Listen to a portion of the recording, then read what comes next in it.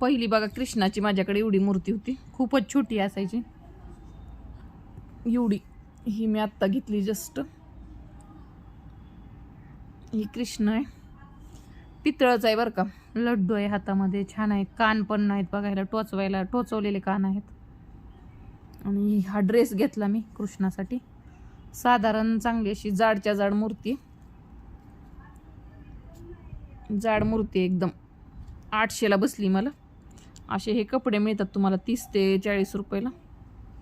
तर त्याला घालायला आपल्याला कृष्णाला दागिने वगैरे मिळतात 50 रुपयाला सेट.